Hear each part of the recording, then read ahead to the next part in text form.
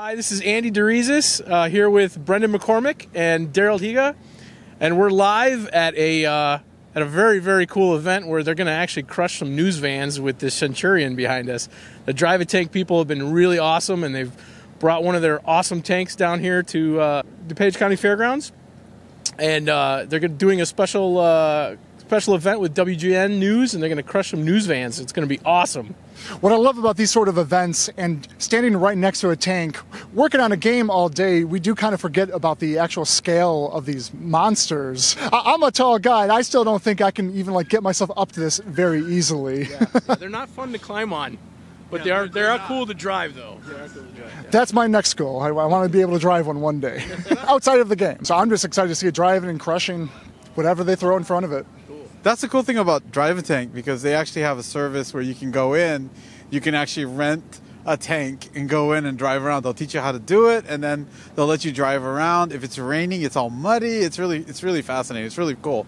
And I tell you, driving a tank in real life is very different from driving a tank in a game where you're using a controller and you're sitting on your couch. It's a big difference, and it really gives you a sense of scale and also a sense of weight.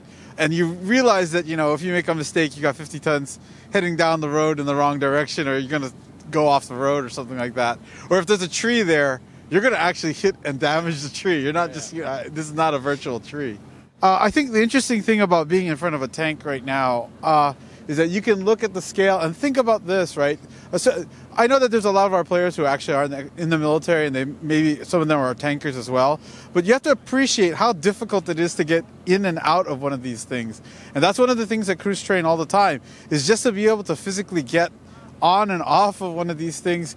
And if something goes wrong, you have to be able to get out really fast. And if you've ever seen some of Chieftain's videos, you'll know that some tanks, that's not so easy, trying to get through the little hatches and stuff like that. So it's really impressive to actually be in here. And I admit that when I tried to get in here, I was slipping all over the place, and I was afraid to step on things. And the Drive a Tank guy said, "It's a tank. Don't worry. There's nothing your foot could do to this thing.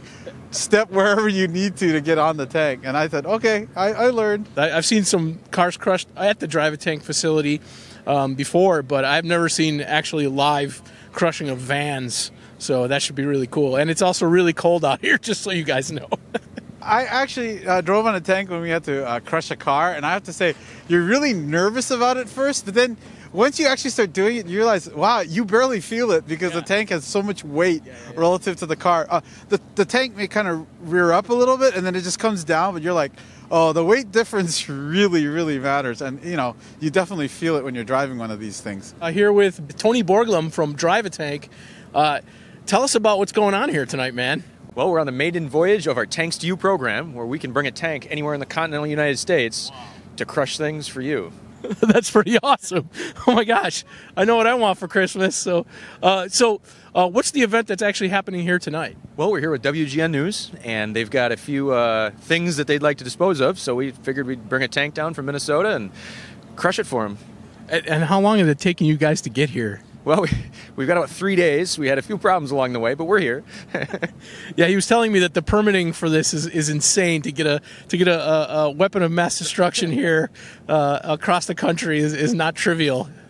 Yeah, we had a few daylight issues, since we're 110 feet long and the tank weighs almost 60 tons and the truck's another 40, 50 tons. It was a little bit of a problem. We can only run during daylight hours. So if we stop for fuel and it takes too long, you run out of daylight, you got to stop for the day.